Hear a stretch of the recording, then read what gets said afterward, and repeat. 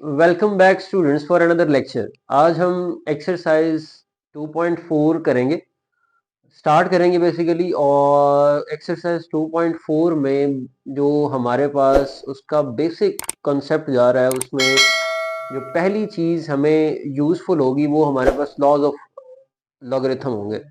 Logarithm जो है वो जब अप्लाई किया जाता है तो उसकी एप्लीकेशंस में कुछ चीज़ें जो है वो आती हैं कि जो हमें क्वेश्चन सॉल्व करते हुए उसकी सिंप्लीफिकेशन करते हुए रिक्वायर होती है। ठीक है, अब स्टूडेंट सबसे पहले जो हमारे पास टर्म है वो बेसिकली लॉज ऑफ लॉगरिथम है। चार लॉज जो है वो हाईलाइटेड हैं आपके लेवल पर और आपकी बुक में। ठीक है, उसमें पहला जो लॉ है वो प्रोडक्ट लॉ है।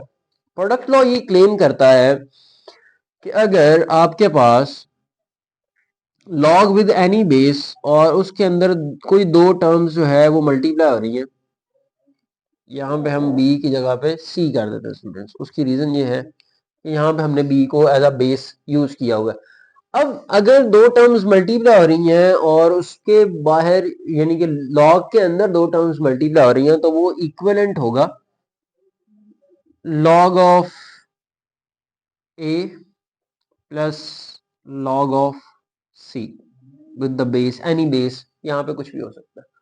ठीक है, तो यहाँ पे सिंपल ये है कि अगर लॉग के अंदर कोई दो टर्म्स का प्रोडक्ट हो रहा है और हमने इंडिविजुअल लॉग अप्लाई करना है तो वो लॉग इस तरह अप्लाई होगा कि वो दोनों टर्म्स जो है वो ऐड हो जाएंगी। अच्छा स्टूडेंट्स, ये कन्वर्स है।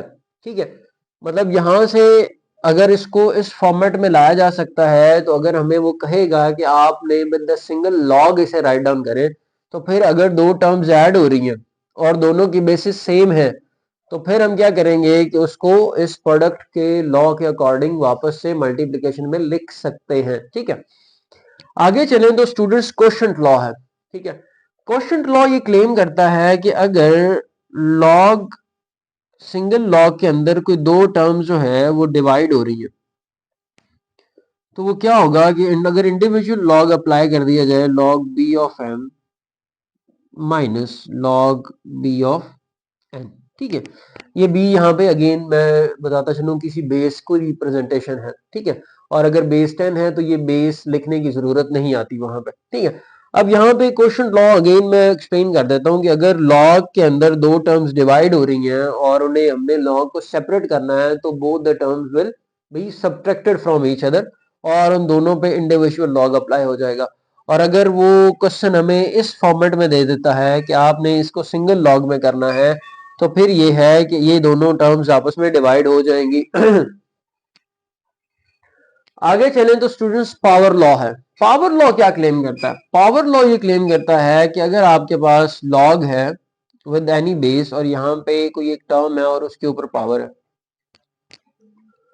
अब यहाँ पे स्टूडेंट्स ये होता है लॉग जब अप्लाई किया जाता है तो ये जो पावर m है ये लॉग के स्टार्ट में आ जाती है, यानी कि ये कुछ यूं बन जाती है m log b इंटू ए। ठीक है, और वाइस वर्सा कि हम अगर इस फॉर्मेट में है और हमें कहीं उसको सिंगल लॉग में लेकर जाना है तो हम पहले पावर को यहाँ से यहाँ पे मूव कर देते हैं। ठीक है, या हम पावर को स्टार्ट में ले ला सकते हैं। अगर पावर स्टार्ट में है तो पावर रूल उस पर अप्लाई करके उसको दोबारा उसके एक्सपोनेंट में ले जा सकता है। ठीक है, आखिरी लॉ जो है स्टूडेंट वो चेंज ऑफ बेस लॉ है। वो क्या क्लेम करता है?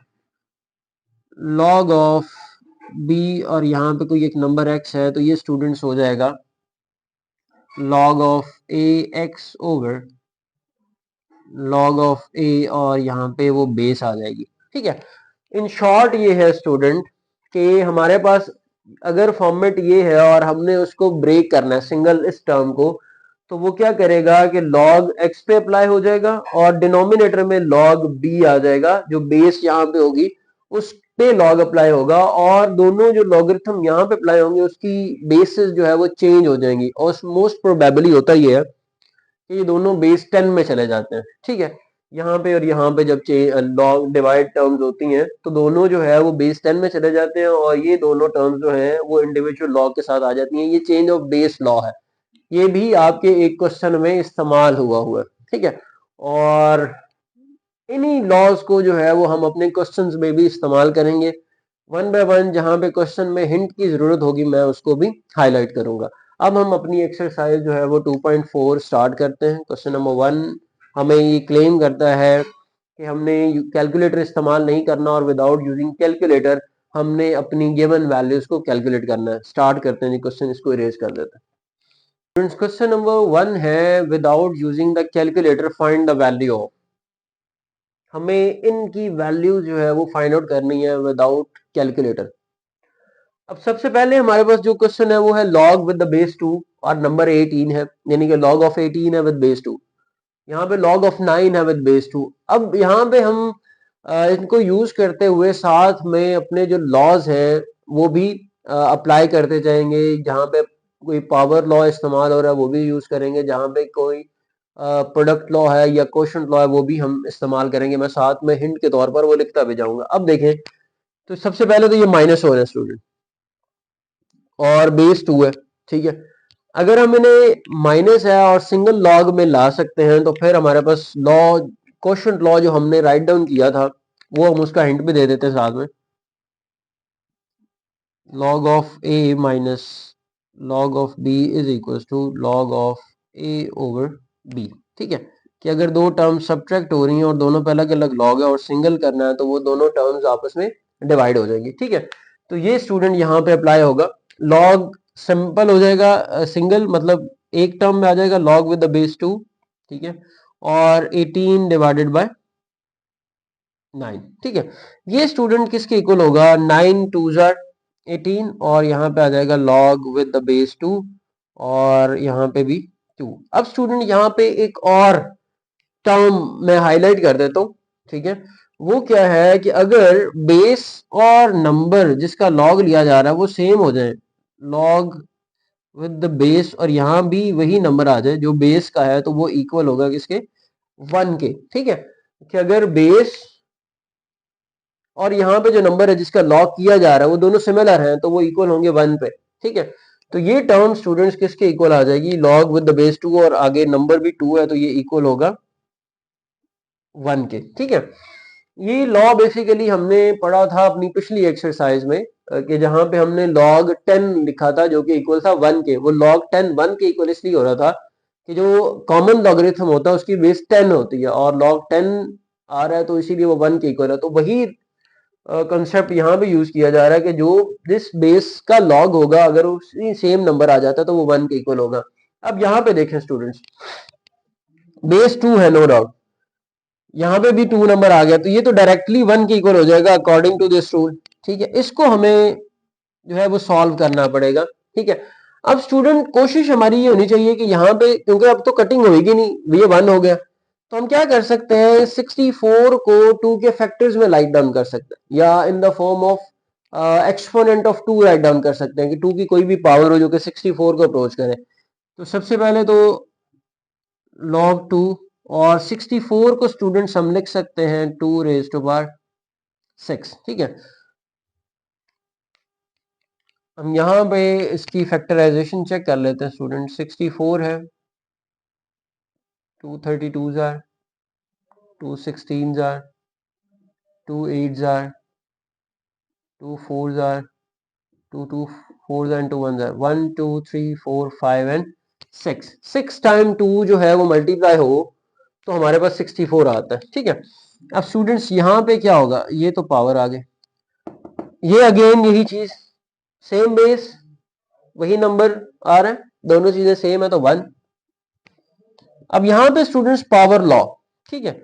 पावर लॉ क्या क्लेम करता था, मैं यहाँ पे दोबारा लिख देता हूँ, log of a raise to power m is equal to m log of a, ठीक है। कि जब भी पावर लॉ इस्तेमाल होगा तो पावर या तो पहले आ जाएगी अगर जरूरत हो, या अगर पहले लगी तो उसको हम दोबारा से मान ले जा सकते हैं। तो यहाँ पे जो ये पावर है ये स्टूडेंट्स लॉग के पहले आ जाएगी, 6 log 2 और यहाँ भी 2 इज प्लस 1। अब ये स्टूडेंट्स अगेन 1 के equal, 6 into 1 plus 1, 6 into 1 6 plus 1 equal to 7 answer है स्टूडेंट्स इसका, ठीक है। अगले क्वेश्चन की तरफ चलते हैं students. log with the base 3।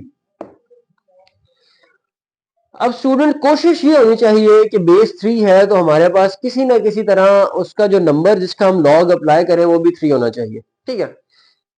अब 8 और 18 को डिवाइड करें तो 3 पे तो डिवाइड नहीं होता 8, लेकिन एक कंडीशन यहाँ पे हो सकती है, पॉसिबल ये है कि 2 9 और 18 कर लिया जाए, यानी कि 8 को किसी तरह हम 2 में कन्वर्ट करें। तो स्टूडेंट क्या देखें, 8 तक के फैक्टर्स हमें क्या देते हैं, 2 रेज़ टू पावर 3। यहाँ पे सबसे पहले क्या आएगा, 1/3 लॉग विद द बेस 3, और 8 जो है वो क्या है, 2 raise to power 3 minus log 3 और यहाँ पे 18 as it is. Again student power rule, 3 पहले आ जाएगा, 3 और इस 1/3 के साथ वो मल्टीप्लाई हो जाएगा, लॉग विद द बेस 3 और यहाँ पे 2 minus log with the base 3 और यहाँ पे 18, ठीक है। ये स्टूडेंट 3 और 3 आपस में कट गए, ठीक है।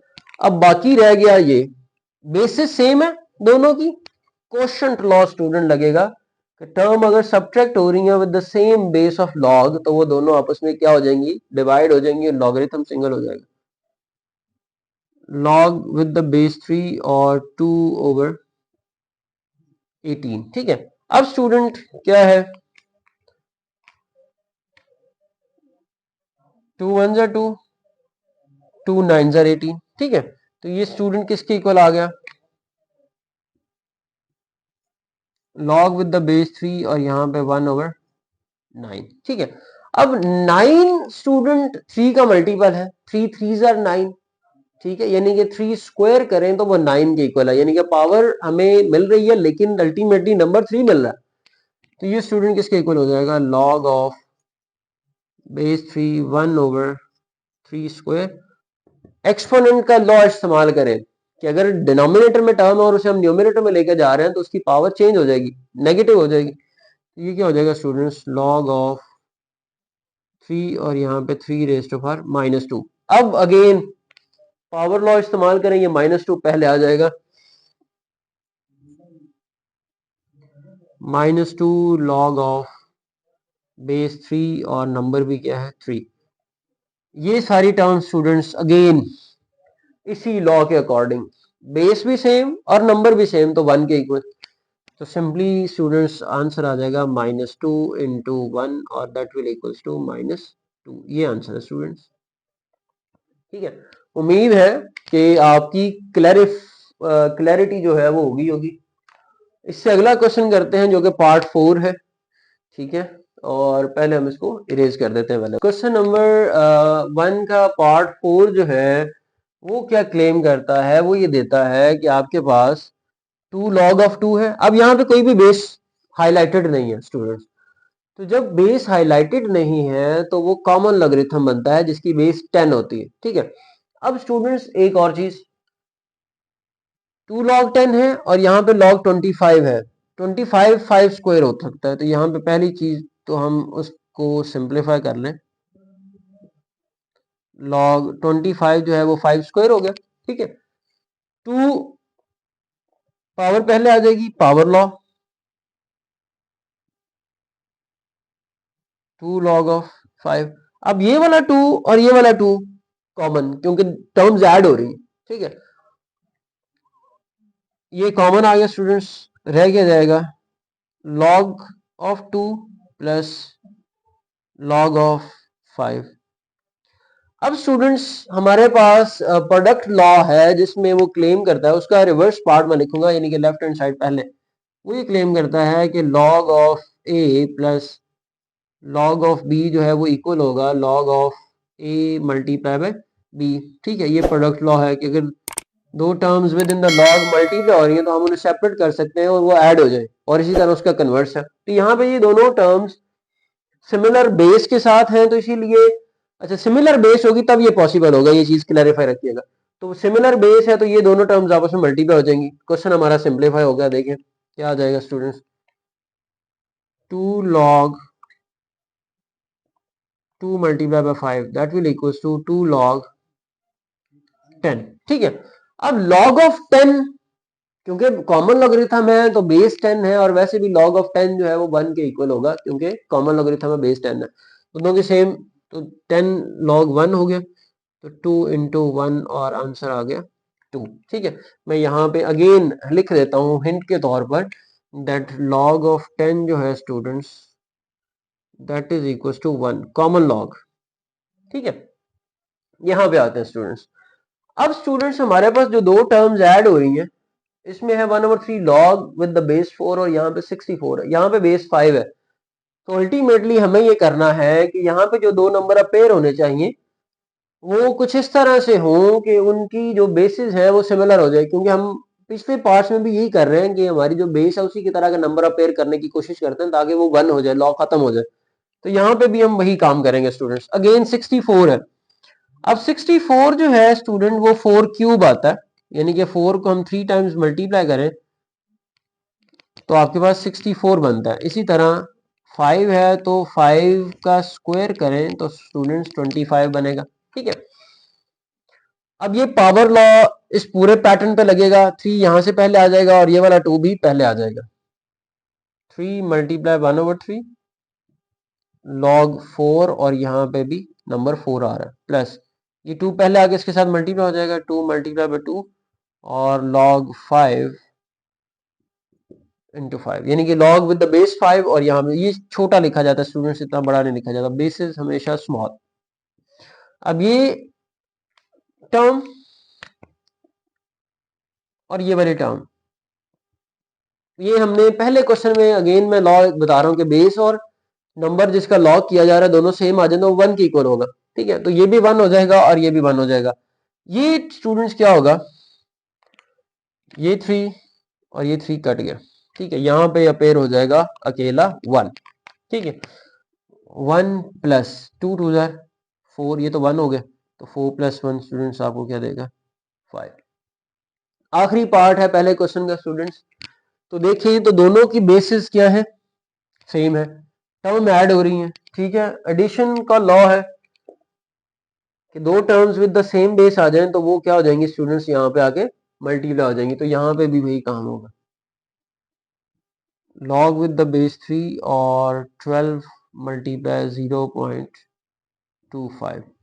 अब स्टूडेंट्स 12 को जब 0.25 के साथ मल्टीप्लाई किया जाएगा तो 3 मिलेगा, यानी कि 12 बेसिकली 1 क्वार्टर्स के साथ मल्टीप्लाई हो रहा है। ठीक है, तो वो 3 देगा आपको। जी स्टूडेंट्स, जब भी इसको जब मल्टीप्लाई किया तो हमें 3 मिला।